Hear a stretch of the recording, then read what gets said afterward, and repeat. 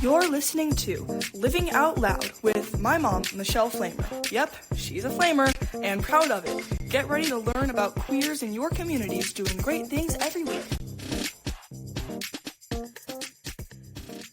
Hey everybody, thanks for coming back to Living Out Loud. I am super jazzed with my wonderful local guest today. And I'm just honored to sit with someone who's literally her fire, her vision and leadership have helped shape queer and women's sports culture here in my home, my little sweet town of Phoenix. Audrey Corley. Audrey, you've created Boycott Bar, a pivotal home for lesbian nightlife in the city. And now you're co-founding Title IX Sports Bar, a women's first sports venue that reimagines the game. And it's a first for Arizona. And we always remember our first. Oh, don't we? I'm sure you remember your first. I have a couple firsts.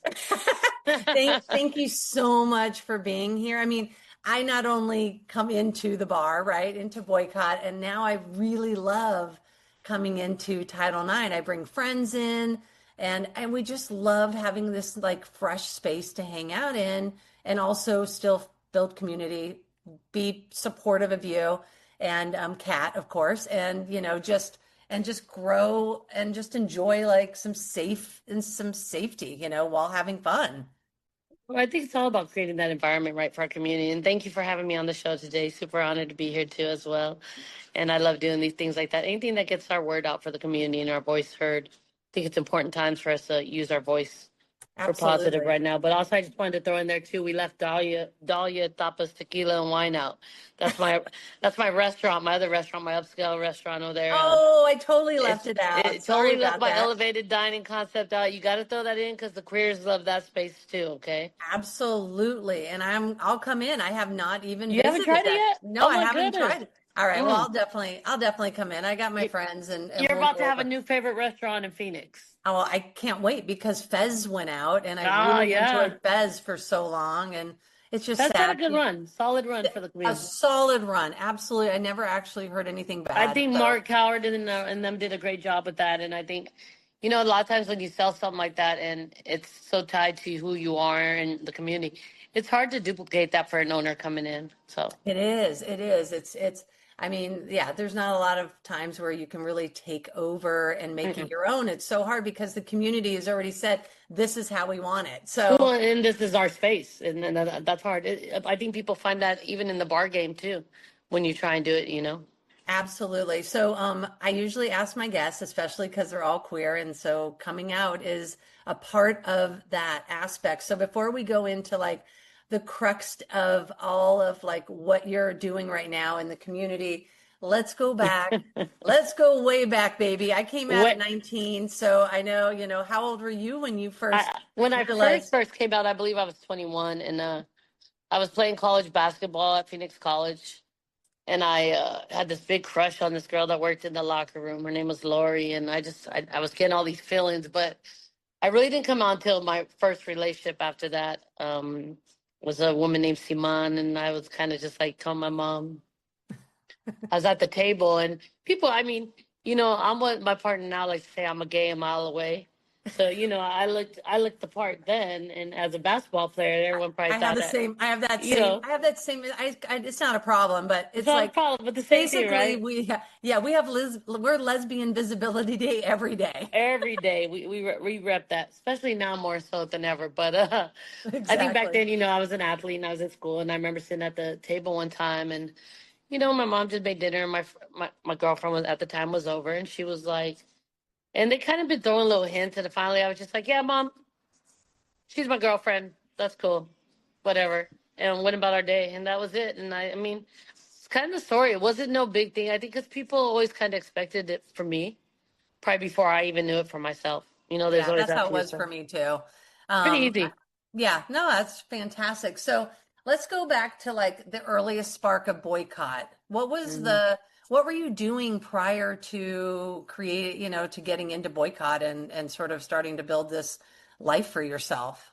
So since you're local and you probably remember E-Lounge, I was working at the E-Lounge and helped Shannon and Christy kind of build that and make it what it was. And then we ended up parting ways. And at that time, I was like, well, I helped build one of the best lesbian bars in town. Now, where am I going to go out and meet women? So I was kind of like, what am I going to do with all this? And at the time, it was right before they made it non-smoking, and I was having a hard time breathing in these clubs, and Yeah. like, because I worked behind the bar as well. I've always been a bartender by trade, so I was working behind the bar, and then I was like, where am I gonna go now? So in college, when I was in college, as an athlete, there was one of the guys on the boys team who was like, it'd be a funny name for a lesbian bar was Boycott, and I was like, one day I'm gonna own that. So fast I love forward it. all those years later, when it came to opportunity, I was like, you know what, I'm gonna start that party and do it once a month. Then it turned into twice a month, and then it turned into an event. And I wanted some at that time. There wasn't anything very elevated for us, or I wanted something a little nicer than the typical scene that was out there. So Yeah. wanted to be more event oriented, and I wanted it also to be non-smoking. Well, then literally 2 months after the first one, I think they made the rule where there was no more smoking in the bars, which was a Hmm. gift, right? Because Totally. It was so nice not going home, oh, smelling like you smell freaking like an cigarette. ashtray. When you went I, into Ain't Nobody's Biz back in the day, you had to oh, leave your clothes outside. the cash too was No, horrible I back in mean, the all of them, day. right? Yeah, and I am not a smoker, so going to Vegas for like trade shows and shit, I would be walking through the casino and I just would be like, this is Oh, yeah. disgusting. Well, they thought I was, when I went to the doctor, he actually was like, it looks like you smoke 2 packs of cigarette a day. And I was like, I don't smoke at all. And he goes, let me guess, you're a bartender. And I was like, yep. And at So that you time, were it was getting like a black lung just from being in the it was bar from so working. disgusting. Yes. So crazy. So Yeah. crazy. So then what happened? You It started as a party and it went into like I would throw these parties. It started at a place where where Hula's is on 7th Street now. And it yeah. started at a place that was then at the time called Black Asoli. And the BZ girl and I went in and I just made friends, kind of like I always do. And I was like, hey, how's business? And they're like, it's up and down. We're just starting. I was like, I want to bring this event here. I think it's you have the right space and it's in the right neighborhood area where I want to be. And they were kind of like, well, we'll give you a shot. And I was like, okay, I'm gonna bring some friends out, maybe 100 people. Yeah. And that night we had like 452 people come out. And I was like, whoa, we got something special here, like there's a need for it. I think, for me, it's always been filling that need in the community, that whatever is needed at that time, and at that Yeah. time, we really wanted something different. And so it was easy to create Boycott because it was pre like internet. What was kind of going on at that time was you had MySpace, but we promoted with little business cards, one person at a time, like That's literally in different spaces. We would hand out these business cards and be like, "We're having this event," and it was just basically a little flyer, and it was a I business love how card. grassroots that is. It was so grassroots, but honestly, it kind of, I look back and there were so many different people who helped build things along the way. Like, I'm very grateful for the teams and the people that I've done it with because it's not just me, it takes so many people to make all these beautiful things happen. Yeah. And it's kind of just been a process. I watch people grow up in the business. I watch Hmm. people die. I've lost people. I watch people get married. Hmm. There's just been so many progressions of life through this industry.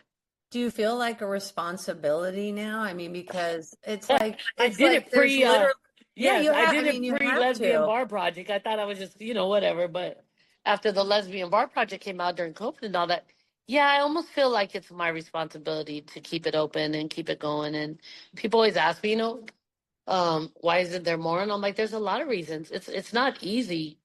It Yeah. by far, like it's not the easiest job just keeping the lesbian bar open. Yeah. I mean, look what's happening to Ruby Fruit right now in LA. Yeah, They're about to close. It's really sad. well, and those are all things. Anytime a bar closes, and I always tell people like I think we'll change into more queer spaces as because the younger generation seems to be getting it right. So fluid. Right. So I think for us it's a little different, and there's an age gap that's different. But for me, I True. try to tell the people that work with me and that my legacy will be that I want it to continue after I'm gone. And hopefully I have the people around me who wants that same vision, right? Because we put a lot of love and you dedicate your life to these spaces. And I don't think people realize what goes on into it. It's not like a business you clock in and you go to work 9 to 5. This is something Right. that is who we are 24 hours a day. Yeah. Do you find it challenging to constantly sort of reinvent boycott because there's such a love, like it's like the spectrum of feelings when you mention boycott, right? And it really like just Everything. depends on what night they ended up showing up, and we're hoping for a party and it was like a chill night because Right. there is Yeah. quieter nights too. I mean, it's Well, I not mean, constant there's parties, quieter nights everywhere, right? Like you think about it, Right. like if it was up to me, I would have kept it like my vision is, if you know me, I'm always like club.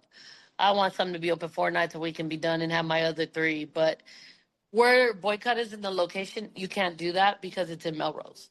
Yeah. If I was off a space that it was, I would probably just be open literally 3 nights a week and knock it all out in those 3 nights a week Yeah, and kind of do like so I grew up in LA, girl bar. and yep, Girl Bar was just like that, just Mhm. 2 nights a week, and then you had the Actually, Palms, which was, I built Boycott off of because the girl bar came here and I went to an event and I was like, oh, I could do I that. love Robin. Yeah, and yeah, that's exactly it. And I was like, I Yeah. could do that. So I think when you look at some of the inspiration for Boycott, I mean, Robin and them had and they were beautiful and they had this whole little It was swag so about them at the LA. It time. was Yeah, so LA. it was so LA coming to Phoenix.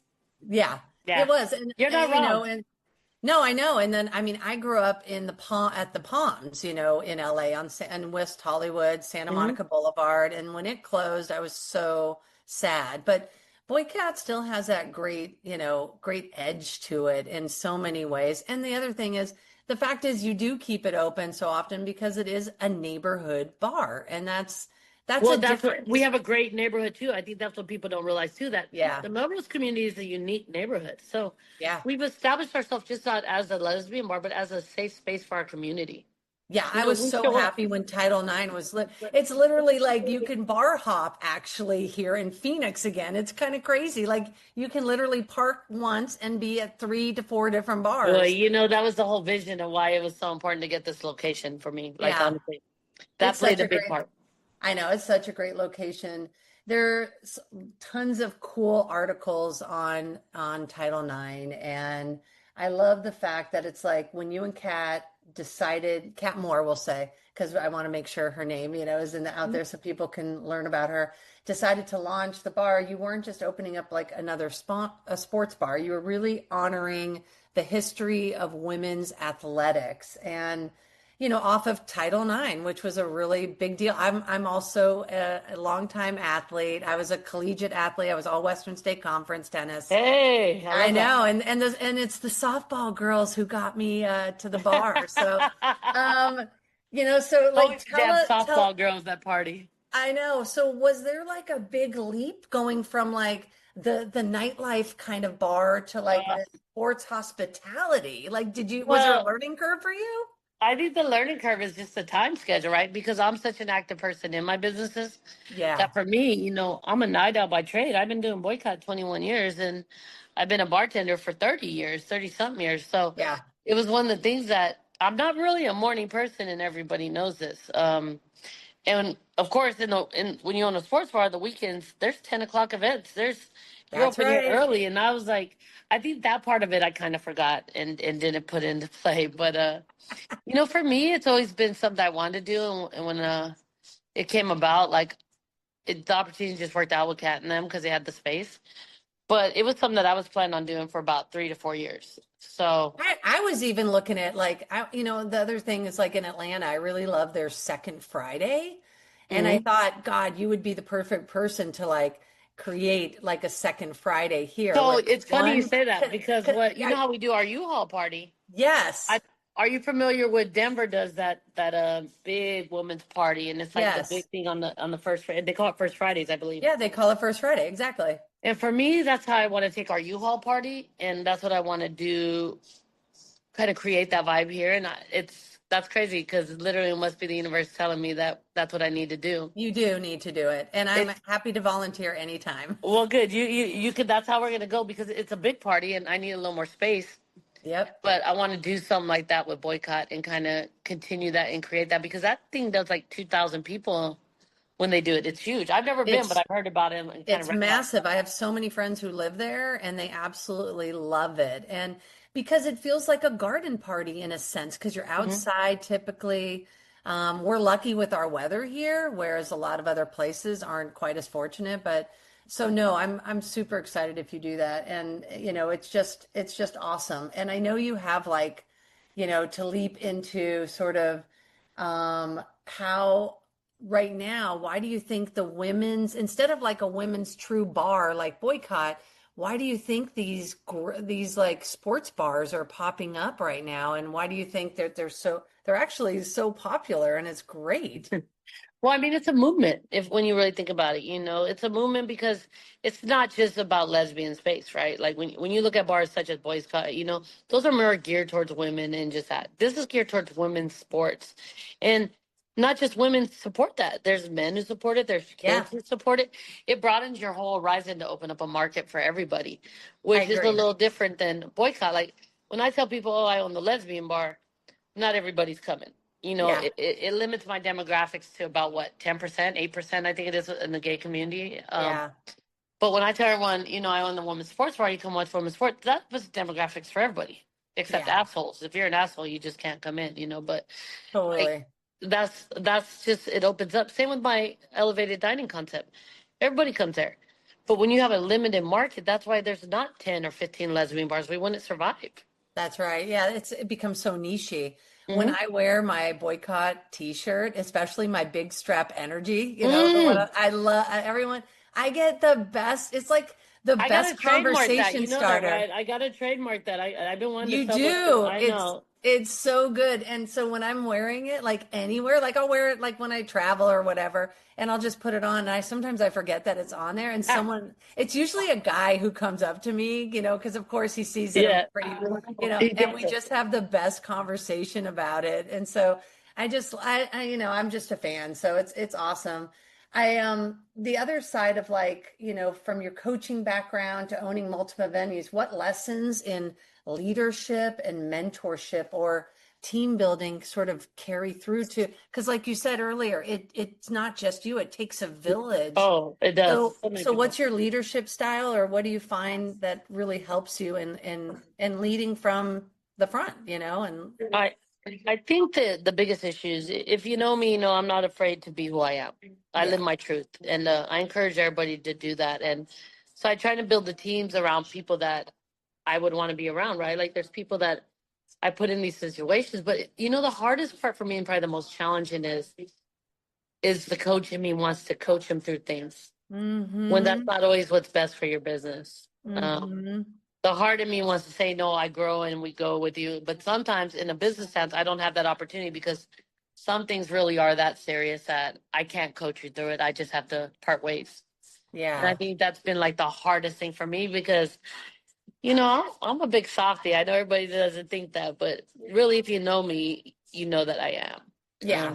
I mean, you're always a welcome, warm smile when Well, whenever I've that's not seen what you. people tell me all the time. They're just like, you have what is it, RBF? And I'm like, I don't feel that, but I'm focused, I and don't think you have a resting bitch face at all. thank you, baby. Thank you. So, Yeah. I get that a lot, but I'm like, I'm really just, for me, it's about energy and being around people, I get to live my dream and most people don't get to do that. So Hmm. for me, it's kind of easy. Like I get up, I get to do what I do. So interacting with people is the plus. It's all the technical things and the part like, I hate the paperwork side of it. It's not really my vibe, but Yeah, stuff that has to be done. I know. So do you find that you're in every aspect, or are you starting to slowly delegate? I am starting to slowly delegate and learn That's that good. things have to be for me to be at the growth level that I want. Because I don't want to just be in Arizona. I actually kind of want to expand out. Like one of my concepts, either it'd be Dahlia that I expand out, Yeah, or it'd be Boycott. I think there's opportunities. I don't think you'll see as many lesbian bars popping up in the future. I don't I either. think you'll see the decline in those. I think you're onto something with these other concepts, Yes. obviously. That's what we're talking about, like the higher end date nights and, family dinners and, Yeah. and really creating something special out of the higher end.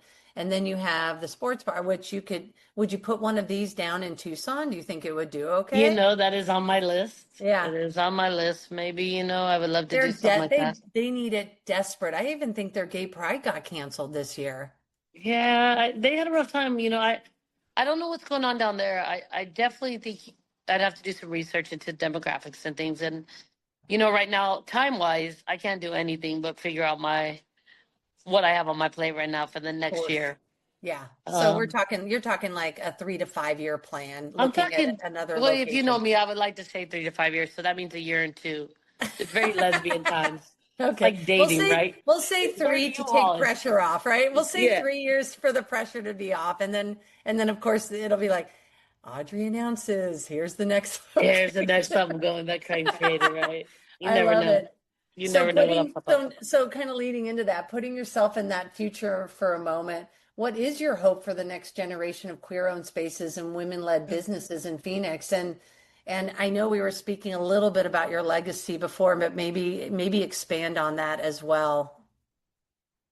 I think that, you know, I would like to say that it's about bars and businesses, but it's not. I think right now at this point in the world, and you look at what's going on, I think our basic human rights are being attacked and the way we live. And so I think there could be a little more focus on how we spread that knowledge and to each other, and maybe try and be a space that helps people get that word out and do things to get more active and more involved, right? And even myself Yeah. getting a little more involved because I do have a platform, and I believe when you have a platform, you have to use it right.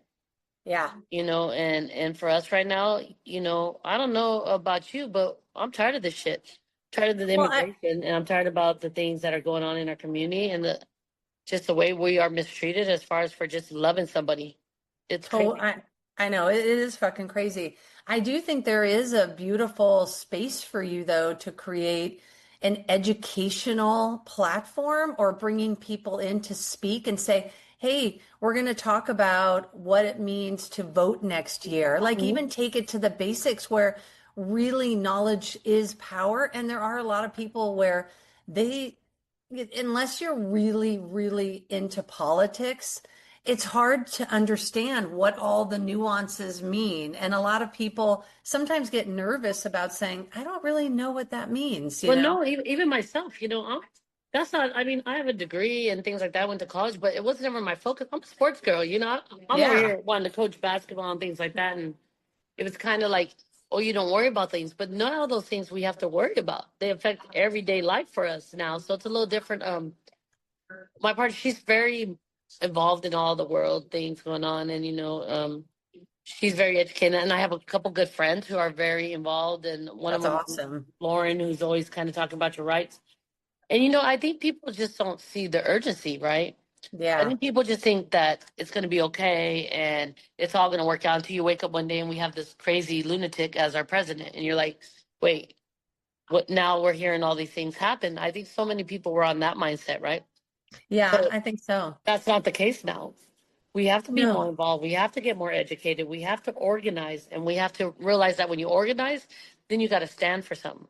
Yeah. So I think for me, it's about being a motivator, which is always going back to coach at heart, you know, and bringing people, but just standing for my community is very important and giving a safe space. When I say safe space, I mean, you can come in there like we did the toy drive, we did the food drive, you know, we got the toy drive Hmm. coming up, but we did the food drive, and just opening our hearts and our doors to our community more and having that dialogue about, hey, look, how do we change the world?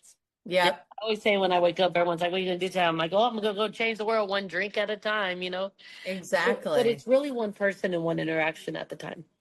It is, and that's what I say to the people who are now finding my podcast. It's really interesting because they're like, there's so many people to talk to, and I go, yeah, I can't get overwhelmed with that because all I can do is focus on the one conversation that I'm having for that time that I'm having it, and then you go to the next person, and like you said, like you're opening your doors for one event at a time, for one doing good at a time, for one community thing, whatever it is, or for some type of awesome sport event, like World You just Series never or know. You know, I've done baby showers, weddings, funerals. well, We've that's had a space. awesome. Yeah, we've had a space for everything there because really, I think when you look at a bar, it's a place. It's a building. You put energy in it, you bring people, and you bring whatever you want in there, and that's what you fill it with, and you fill it with love, and it all comes together because for a lot of people, these spaces are their only community that they get. they go and live in their world and they have one identity and they live out there and they don't necessarily. You're right. This is some of the only community that they get to be their true self. So I think it's very important. Did you ever have a chance to go to the Connection in Culver City back in the heyday, like late 80s, early 90s? So that's where I came out in this little quiet dive bar in Culver City, California. And it was managed by a woman who was literally like 6'3". She was massive. But she was like you, like a total gentle softie on the inside. And when the new kids came in, like were new out and, didn't have even a license to drink yet, she was still there saying, baby, I got you, whatever you need, and I think it's so important and so valid. Is there ever any, like, did you ever, because I lived in Oregon for about 11 years too, and then came back here in 2021, but did you guys ever do any under 21 kind of like youth, nights where you don't serve alcohol? I don't touch those because I come from the philosophy that when you do those, your business is dying, right? Gotcha. You do that. But I have recently thought about doing some things in a different sense, that it's not necessarily about profiting. It's just about having like a sober space, and maybe I do it so they can do underage. And even maybe like a youth prom or something that are kind of going around. Because I do get like that 18 up. And maybe do a cover that day, but it's so hard because people that do that, they want to come out on the weekends. So maybe I do like a mid-Sunday or something and do something like that and close the space, because I do think it's important to kind of teach. I get a lot of the kids that come to there, and sometimes I feel like I have 1,000 kids, but I have really toyed with that idea.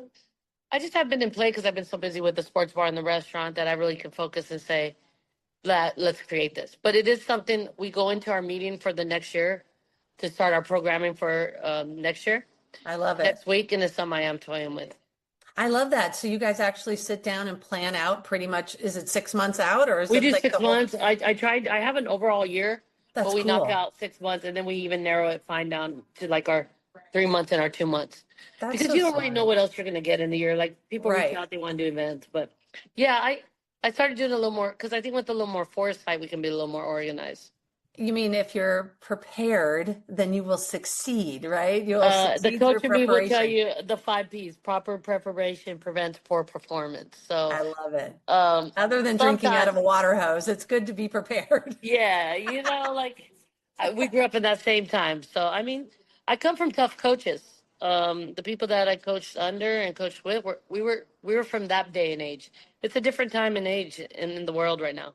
Very, very different. But I really do like your the way that you're being so mindful and intentional in how you're working these spaces, and also kind of rethinking your business and just being able to be nimble and pivot, because you don't have a board of directors. You don't, like, it's just you, but also if shit happens, it's also just you, right? Well, that's the funny part sometimes. I see it's always disheartening when you see your queer community criticizing the things you do, right? And I don't say you got to like me, but I hope that I've earned the respect because I do go hard for our community. And sometimes we see things online and we see things about Boycott, and I'm just like, what the hell are you talking about? Like back in the day, they would have been like, get the fuck out of here, But difference, it took some therapy. It took a lot of things of me learning different ways how to process things. And that's good.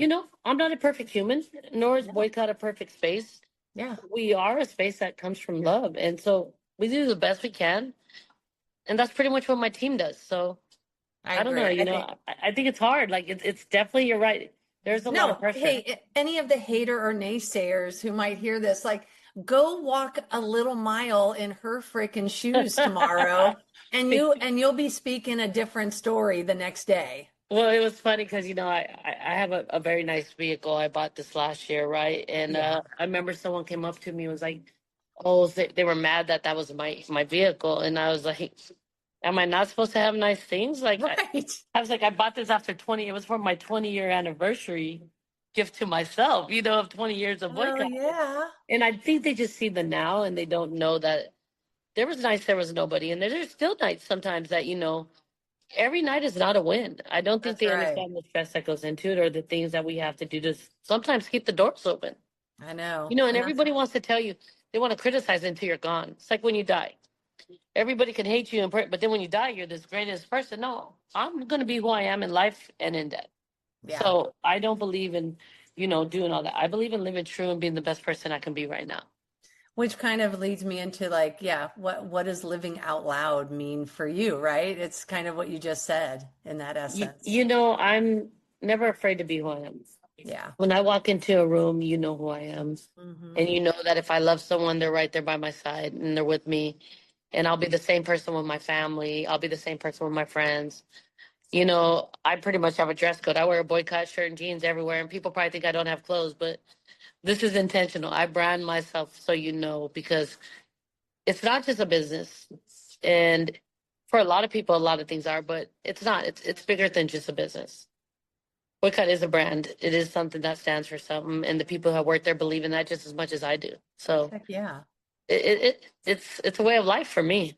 I know. I mean, I love when people have ideas for bars and stuff, and I'm like, go work at one for, a spell. Just go Mm, work at one. You might fall in love with it, just like, when you have somebody who's a line cook and they're like, I want to go to chef school, yeah, I want to yeah. culinary school, and then they come That out and be, happens very rare, just so you know. Like yeah. I've had people tell me, here's my favorite line, and my best friend Nikki, who's been with me like not 20 years now at Boycott, will tell you all the time they want to come tell you what you should do, bar, how you run a bar, and I go, do you own a bar? And they go, no. I go, have you ever worked in a bar? Well, I might have, but no. And I'm like, cool. I'm like, so what do you do for a living? And they tell me, and then I start telling them how to do that. And I go, and I never even worked in your industry. And it blows their mind. Or I'm like, and you just see it, they're like blown away and they look at me crazy. Or like when they tell me that everything should be free and I should buy them things and now why am I charging and it should be a free drink? And I go, what do you do for a living? They tell me, I go, cool. I'm gonna be over there and come get everything I need. And they look at me like just mind blown. Exactly. Like, hey, you got that stapler in the back? I'm going to come grab I'm that gonna, I'm off gonna your come get all your desk. staples and take it to my house. And they're like, It's so huh? stupid. It Yeah, really is weird how people feel that entitlement or something to you because they're literally talking to the owner who's like, I've just shelled out so much money to keep this fucking door open and you're asking me for a free what? It's like, yeah. Or if they knew my insurance, or even the better one was, I had this whole water fiasco that I thought was crazy happen here at Boycott, and they try to make it look like we don't give out water. Well, first of all, if you really know anything about it, I would never deprive anyone of hydration, never in a course billion years. not. But also when we were going to these liquor classes, they would tell you that water just makes you more drunk. Like the only thing that really helps with the hangover, not a hangover, with the not being inebriation process is time and Mm-hmm. literally going to the restroom. And that's number two, Mm-hmm. So it's not water, it's not coffee, it's not anything to sober you up. Really? See, I Yeah, didn't even know that. right. But it helps with the dehydration the next day, which is the hangover, right, and all that part. Right. But we learned all these things, and they made a big deal, and there was this whole little campaign of four people that tried to turn it into this big deal. Yeah, and my whole thing was, hey, have you ever tried to talk to me about it, like have a dialogue, or did you just go to my Facebook, or did you try something? Because if you ever dialogue with me, I will have an open conversation with you. Because I You're the love, easiest person to get a hold of, uh, honestly. well, more people can find me than I want them to be I honest. know. So I'm like, but if they never did it, and I said, then that wasn't about resolution, that was about attention. And Yep. when you really come from me from a place of genuineness, I will go that extra effort to make it happen.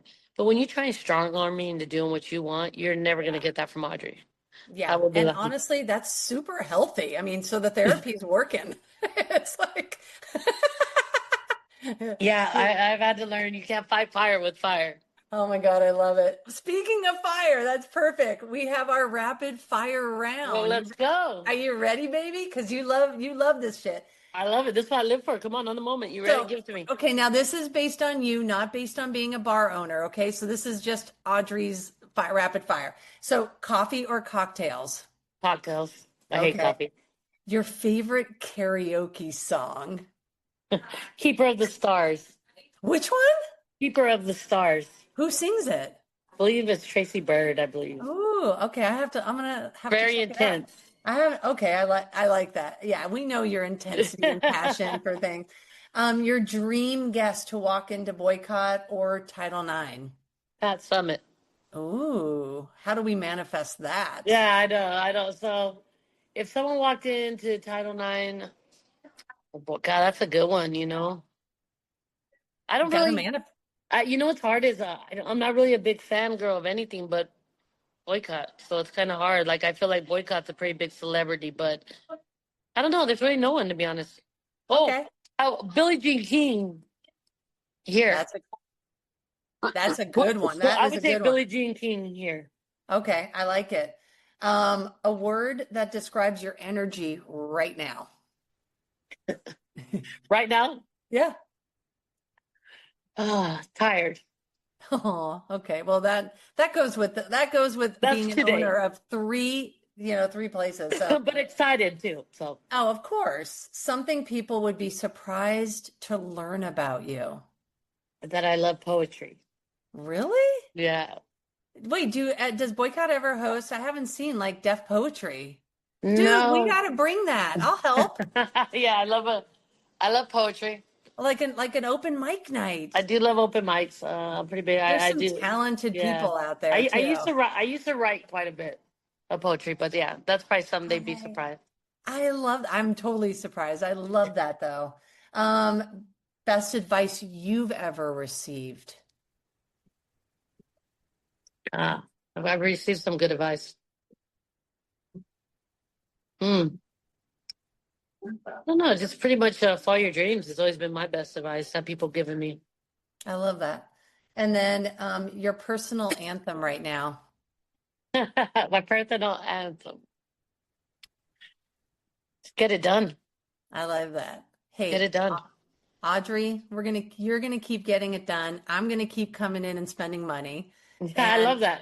and I love that. I'm really, really happy that you spent some time with me today. And I'm excited to have our listeners listen. And when they decide to, because they listen from all over, but if they come to Phoenix, they know exactly where they're coming. Oh yeah, and you better get your butt in Dahlia real soon, okay? Because you're I getting 100% will. I'll even text you with a picture of me there if you're Hey, not let if you're me not know, in the man, and make building. sure. Do you eat seafood?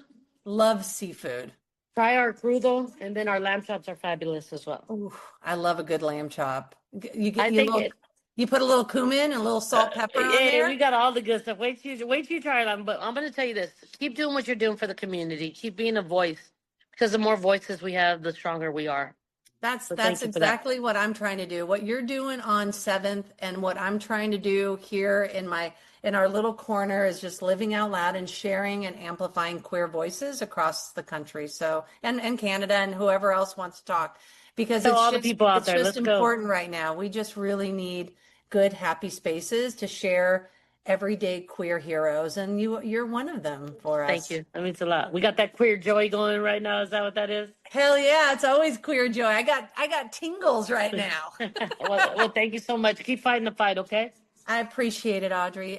Stay loud and stay proud, my sweet friend. I will see you soon. Okay. Thank you. If you liked this episode, please hit the follow button and remember, sharing is caring. Until next week, stay proud, stay loud.